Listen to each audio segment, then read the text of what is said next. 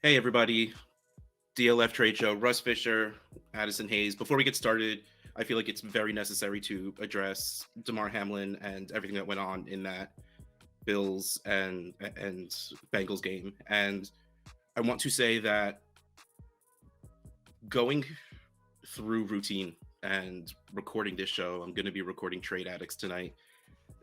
That's how I cope. I put my head down. I go through my day. I do what I'm supposed to do, because otherwise I'm a wallower. I'm like a shove it down inside. I'm an internalizing kind of guy. So if I give myself free time, it won't go well for me. So I bring this up not to like defend us doing this show, but it's really just to say, however you cope. Just don't not. Like, I'm sure you're going to be sitting here saying, you didn't know this guy. You didn't. What I mean, this is very real in a world we live in. I wasn't watching the game because completely different nervous reasons, because they're, fantasy championships, and I already told you I'm an internalizer, so I was way too anxious. But like, we saw it, we know, we've been following, and those emotions are still real, even though you've never met this man in person. So, deal. DM me if you need to at Dynasty Outhouse. I will talk. I will listen. I will do whatever you need. But just go through it. Deal with it. Keep it going. If it's listening or watching this, cool. I'm glad we can help. If it is completely ignoring this will be the one time you'll ever hear me say completely ignore me. Like, if that's what you got to do, I understand. Just this once. I was gonna mention the link for his foundation for the toy drive, the GoFundMe. I posted that on our YouTube as a post. So if it's on our YouTube timeline somewhere, if you guys haven't seen that yet, it's on there. So I put money up. You did. So it's over $4 million already. So it's wow. It was only one when I fell asleep last night. Yeah, it's grown rather quickly. So if that's how you feel the need to share some love, show some support, the link is up there on our timeline, or you can just Google it. I'm sure it's everywhere by now. So yeah. Yep. So back to your regularly scheduled program, there is always a couple of running backs that go down the stretch and do really, really well and then disappear into nothingness the next year. So I want to talk about a few so far that have been doing this, whether we thought they should or not. So let's talk about J.K. Dobbins. First trade, 12-team Superflex. J.K. Dobbins for the 110. The analyzer has this insanely even. It's 249.9 to 243.8. Like, I don't know if there's a value low enough in the analyzer to actually equal out the fairness of this deal. And if it were, it will just be something that would make you giggle. All right, hold on. Now I kind of have to do this. What is that, 6.1? That's the difference. Here we go, 6.1. Yep. Raheem Blackshear, Keyshawn Vaughn, Chris Evans. I will absolutely take whatever side Captain America is on. Just going to put that out there. I would easily give away the 110 for J.K. Dobbins. And I know I'm scared of J.K. Dobbins, and I will absolutely admit the bias. It just, because it's him, I want it to be real, so I'm going to buy into him being healthy. He doesn't look as explosive, but he's probably still not fully healthy yet. But he's handling that workload without Lamar Jackson there. So I think with him getting Lamar Jackson back next season, like, I think this is going to be what we hoped for. This is going to be what we expected. Part of that is the lack of the receiving game. I know that's the first thing everyone said, but I don't think that matters in Baltimore. Like, that offense will move, and their running backs score touchdowns. He's going to be their goal line back. But the 110, even in this what we call stacked class, you're getting a little iffy. So give me the J.K. Dobbins, who, at least personally, I've always loved the player. We approved of the situation. We didn't really like it because of the lack of receiving, but I'm there. I'm there for J.K. Dobbins at the 110. Yep, I'm totally on board with sending away the 110 for J.K. Dobbins. Justin and I, we did a mock draft for 2023, like an early mock draft, and even in Superflex leagues, as of right now, like that 110 is very, I don't want to say like risky, but like the player that you're getting there, I don't think is going to be as good as what you possibly think it might be. Every single draft class has a fall off or multiple fall offs Yeah. in the first round in terms of talent. This past year, you know, a lot of people were like the 111 and then you're done. Like basically, like once you had to decide between James Cook, Damian Pierce, and you know, like everybody else after the I've already Rashad lost White. interest with those players specifically. So yeah, Right. going any further is just wrong. Right. So the 110, I think, is basically going to be the end of a third tier or possibly the beginning of a fourth, I can even see in that. this rookie class. Like that's and in Superflex as well too, especially depending on where quarterbacks actually land up. If Anthony Richardson's a top 15 pick, if Will Levis is a first, you know, all that kind of stuff could definitely determine a lot of values too. But Sure. I know for sure you will not get a running back like J.K. Dobbins at the 110. You might be at RB3, you might be at RB4 in this class. Dobbins is better than both of those players for sure. If it's Sean Tucker, if it's Zach Evans, whoever the heck the other players. So yeah, I'm taking J.K. Dobbins. I fully believe that the second cleanup surgery he needed, that he 100% needed that, and now he's looking really strong now. I can only imagine what he's going to look like after an entire offseason to not rehab but to like strengthen. You know, that's Saquon Barkley talked about that and his offseason program. Basically this entire last year was so different than his offseason in leading up to 2021 because he was rehabbing, he was recovering, he was just trying to get to a point to where he can play. He was able to play, but he wasn't all that effective. This offseason, though, for Saquon, it was all about strengthening. You could see just there's a massive difference, I think, in terms of the player that we saw in 2021 and 2022, obviously for Saquon. And I think we might see that for J.K. Dobbins in 2023. The next one I find super interesting, and I think a lot of this depends on the timing of it. J.K. Dobbins and Cam Akers for Derrick Henry. I listed Akers in my people. Did you put him on here? No. Okay, so good, because I want to talk about Akers for a second. In a similar way to what we're talking about J.K. Dobbins right now, is he doesn't look like Cam Akers in the end of college or even his rookie year, but he's their guy. He's carrying the workload.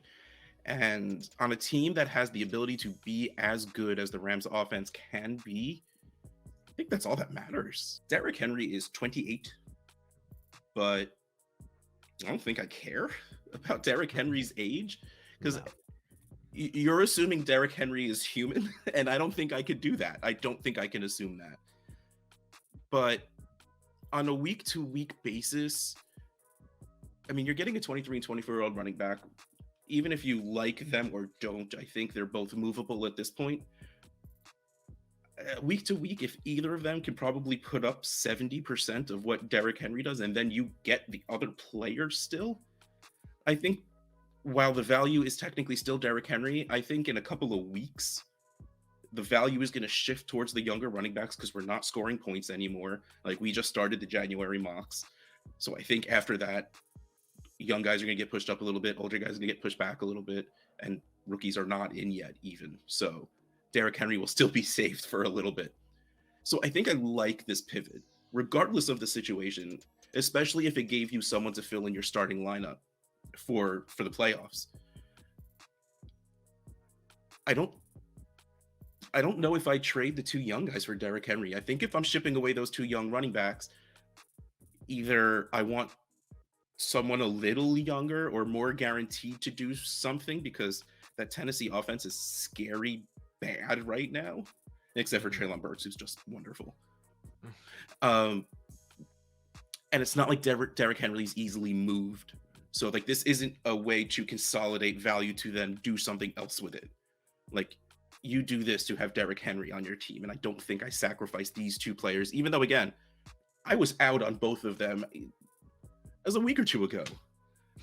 But time changed. You learn new things and you change your opinion. That's the right way to do this. I was wrong. It happens a lot. I think what you said in there about how this may look like a Derrick Henry win now in terms of value, but in a couple of weeks, in a month, you know, when people are shifting we're not towards scoring points, so it's really not like we're not scoring points anymore. Yeah, that's true for sure. I really do think this might be one of those trades that some people out there are like why would you ever move Derrick Henry for both of those pieces? You can just keep Derrick Henry. But, in the offseason, I'm more about acquiring value, which I think Dobbins and Akers combined will have more value than Derrick Henry individually. I also think they have a better opportunity to both gain a lot more value during this offseason when people talk themselves into J.K. Dobbins, like I've been starting to spread that propaganda on this channel of buying into J.K. Dobbins now before his value really spikes. Cam Akers, I don't know if you know this, but he's rushed for over 118 yards over the last 2 weeks. And they're all 20-something rushes, I think I saw. Like, they're like upper teens, lower 20s. 23 for 118 and 3 2 weeks ago against Denver, and 19 for 123 last week against the Chargers. And then not necessarily the best defense, but still, who cares? That's a lot to put on a running back who Achilles injured. Clearly not. Like, right. And to say what we were saying with Dobbins before, he could still be healthier, in better shape. I don't want to get excited because I don't think I can. But like, we even see like Marlon Mack is getting a little better still. Just Marlon Mack was never as talented, sadly enough, even though I was always a guy. I was always a fan. But like, I don't see the downside of getting 4 or 5 years younger, splitting up that value, which, like you said, right now is equal, but every day that passes goes further and further towards the Dobbins and Akers side. Yep. And if you take them both into the season, I would much rather just have two running backs who both have, like you said, 75, 80%, 90% of what Derrick Henry could possibly do. You have two shots at that. You have two dart throws. And at running back, I'm all about more so quantity over quality to a certain degree. But AJ Dillon was someone I wanted to talk about because I love Aaron Jones. I've loved Aaron Jones since coming into the league. I was Aaron Jones over Jamal Williams, though now as a human being, I love Jamal Williams. Jamal Williams is fantastic. Yeah. Yelling at a reporter for saying Pokemon was like the greatest thing. Making fun of the cards he bought his nephew because he pronounced the name wrong. Like, it was just go look up the video. It's on Twitter. But we had pretty high expectations for AJ Dillon coming into this season because the Packers had no receivers. So we just assumed that the running backs would get so much work. And AJ Dillon didn't. And then didn't do much with the work he got. But this is a player we had hopes for, and he's still, again, 24, like a lot of the guys we were talking about, still on the team. Aaron Jones may or may not be on the team. Aaron Rodgers may or may not be on the team. But this is another player that we've liked, we've had expectations for, and now may have a little bit more of an opening at his position. So I'm very curious to see what some of these trades are. And the first one is kaboom. 12-team Superflex. Amon-Ra St. Brown and AJ Dillon for Jonathan Taylor a second and Hunter Henry. I love that we live in a world where they had to add to Jonathan Taylor to get this deal done. I'm just gonna put that out there. yeah, that's it. I think this was one of Shane's trades too in one of the HQ leagues, if I remember right. So Amon-Ra St. Brown comes in at 585, AJ Dillon 152 for a total of 737. Caution, Team B is giving up the highest value asset and the most pieces in the deal, but one of those pieces is Hunter Henry, so it don't matter. Jonathan Taylor at 688, the 24th second at 75. Hunter Henry, let's round up, even though we're not supposed to, give him 20. That'll be nice. For a total of 783. So for all intents and purposes, this is completely even. I think I'm taking Amon-Ra St. Brown over Jonathan Taylor in general. Probably positional bias. Probably I need to see the Colts do something good on their offense before trusting in a running back on that team again, because we have seen Jonathan Taylor only really do well when that offense is clicking at least a little bit. And like, if they walk in with Derek Carr next season, which I just love joking about, which now it seems like Carr is absolutely off the Raiders, it's not going to go well. So I love moving off of Jonathan Taylor, getting Amon-Ra St. Brown, and getting a dude that I think I would feel fine getting close to the point scoring season, being the only running back on my team. Not going into the season, but like right at that spot, like just to see how things are going, because I don't really carry running backs I care about in the non-point scoring season. Like once we're about to score points, I'm like, all right, let me do something. You know, I wait till the last possible second. But I like having a player like AJ Dillon, like Miles Sanders, like that mid-ish RB2 kind of guy on my team, just like in case I can't pull something off. And so I love the idea of getting Amon-Ra and AJ Dillon out of this trade. I don't know if I'd go as far as saying I would take Amon-Ra over Jonathan Taylor straight up, but if I was building a dynasty team, doing a dynasty startup, I would 100% much prefer Amon-Ra over JT. Yeah, so, I can see. Yeah, I will absolutely say positional bias for me, and I don't like high cost running backs, and I don't like running backs that are higher cost because we don't have anything else to put up there. And I've always felt that way about Jonathan Taylor. Yeah, that's a good point for sure. I think Amon-Ra is fantastic. We've seen it for he could have scored a year more and a half points the last now. few weeks, not gonna lie. Sure, but you know, he's getting the volume, and I think that Jared Goff is still there, so I think that that's good for his situation in terms of like we don't have question marks about like, you know, is this new rookie quarterback going to be good for Amon-Ra? We don't really know, but I think that if Jared Goff stays, that's still maybe not an uber positive, but it's not a negative. So there's that. And I love acquiring AJ Dillon in here as well too. I feel the exact same way that you do, in that I'm totally fine with him being like my anchor running back on my team through the offseason. If you're, you know, shedding away age, if you held on to Kamara or Dalvin Cook, or you sold high on a Saquon Barkley or a DeAndre Swift, or, you know, somebody like that, and you're just kind of left with AJ Dillon and a bunch of maybe we'll sees, I don't know, but seconds and thirds just in case there's an injury, and then you get some value bump and you trade them away and get a running back you actually want to play. Yep, exactly. So I love this trade through and through. I think this is a fantastic way to not only sell off of Jonathan Taylor, but also to buy AJ Dillon in a very unique way, as him being basically a solid like plus piece in an overall deal to get a deal done. This next trade is a lot more straightforward, and it's just AJ Dillon for Jahan Dotson. AJ Dillon 152.3, Jahan Dotson 146.2. Safe. So, Mr. Penn State, what do you think of this one, Dotson or AJ Dillon? And this kind of falls into what I was saying before, where there's that hope and upside that Aaron Jones is cut, to where I will take AJ Dillon over Jahan Dotson right now, mainly because of that upside. Like Dotson, I don't think can really do anything anymore to gain a lot of value. Whereas if Jones were to be cut, Dillon is. I think if they bring in an actual quarterback. Maybe, yeah, that would be helpful. But you know, there's still Terry McLaurin is still there, Curtis Samuel's still there, Antonio Gibson and Brian Robinson. There's still pieces, and Dotson did well, I think, for a rookie, especially in his situation. But I just don't think that there would be enough happening in the offseason that would really, you know, bump up his value to what I think that could happen with AJ Dillon if Aaron Jones were to get cut. There's also that we're at that kind of point right now where these two players are valued currently, where like the inflection point of where I stop prioritizing wide receiver in favor of running back kind of happens, to where, you know, if you're in a startup and you get down to this territory, I already probably have at least two, if not three wide receivers, maybe even four. Yeah, I was about to say, I'm like, you're, all right, you're getting real low. Right. Real low. I don't need another wide receiver.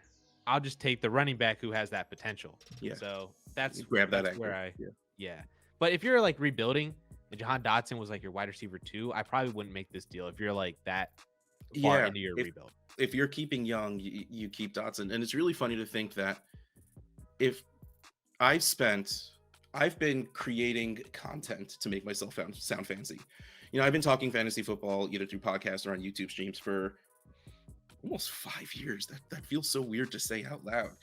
But like my first stretch was with Brian Haar, and then I've been talking to Addison forever also, and they're two Penn State people. So I had Penn State pass catchers especially, and I have to say pass catchers because I really loved some Gesicki coming out, and that just didn't work. And then but Muth, I know. It's funny, like I feel like I can't say his name anymore because if you watch The Grind with Peter Howard, he gets angry if we say things that aren't glowing about Freiermuth, so I'm always worried I'm not going to be nice enough about it. But yeah, I love Penn State pass catchers, and I think if Jahan Dotson went to any other school, I don't think I'd be into him at all. But it's the fact that I love hashtag Team Clemson big wide receiver and just Penn State pass catchers is the only reason I'm still holding on hope for Dotson, which means the answer is AJ Dillon. And for exactly what you said, roster construction wise, the way both of us seem to build teams is we're going to hammer our wide receivers early, and then, well, do I need another wide receiver 4 on my team, or do I get a dude that can be an RB2 and will, worst case scenario, be the best running back on my team? You know, like, and if you wait a little longer on running back, you're really pushing it. You know, you're really, you know, scaring your team. So to me, this is Dillon. For honestly, if you're in a retool instead of a rebuild, I still go Dillon, because like Addison said before, there's a better chance of a good spike in value for Dillon than there is with Dotson, even though I do still think there can be a little bit of a spike if they go out and get a real quarterback. This next player, I don't know if this is take lock, I don't know what this is, but I can't buy into Tony Pollard. Every day that goes by, Zeke is getting older. Zeke is looking more and more just like another running back. He's still Zeke, so he still does well. They use him at the goal line when they want to run the ball, at least. you know, there's no hiding that Zeke's out there. Like, all right, they're just going to feed that to Zeke. That's fine. But Tony Pollard does really, really well in that split. Like, we can get away from this if Zeke gets hurt. We can get away from this when they let Zeke walk or any of that stuff, because Jerry Jones is never letting Zeke walk. He just wants his Emmitt Smith, and he's going to stay there. So in a 12-team Superflex league, Tony Pollard got traded for the 108 and Elijah Moore. Okay, Tony Pollard comes in at 244. Caution, Team B is giving up the highest value asset and the most pieces in the deal. The 108 is worth 318.8. Elijah Moore worth 137 for a total of 456. Like, this is off. And again, I've walked into this saying that I have some sort of personal bias in here, but that seems real early. Yeah. 108. Sorry, that was not fully formed sentence that I threw out there. I got you. Like, if we were talking the one, okay, so like this is really nuanced, but like if we were talking the 110 and there was nothing else added, I know Elijah Moore doesn't equal much anymore, which is sad because I think he's really, really good. I can't imagine giving up the 108 for a 25, 26-year-old Tony Pollard. That one to me is where it just didn't make sense to me. Like, I would take the 108 just straight up over Tony Pollard. I mean, Pollard's also a free agent. There's no guarantee that he's still even in Dallas. So, yeah, but you know, the answer to that right away is, well, some team's going to pay him, and if they pay him, they're going to use him. Maybe. Yeah, because you know it's really tough when there's a very good free agent class the same year as there is a very good draft class. Right. Which means people aren't going to want to pay running backs, in which case Alexander Madison's probably going to be leading a backfield somewhere somehow. Yeah. I can't buy into Tony Pollard either. Like, even if you told me that we were just running it all back, and I believe he's like the RB7 on the season, somewhere in that range. I don't know where he is in points per game, because he didn't miss this past week. But even still, like the 1.08, I don't know why. I can't do it. I can't do that. And it's instant super flex. And I know we just talked about a little bit earlier. I was saying he's 7 in points per game. Points per game, yeah. See, that's so weird. If you just told me that. Breece Hall, by the way. Oh. So, I mean, you don't sneeze at 16.5 points per game. No, for sure not. And Tony Pollard is good. I agree with you. I don't know what it is that just doesn't allow me to rank Tony Pollard like how he probably should be in these trades, or how he should be in these trades. Exactly. Like the 108 in Superflex.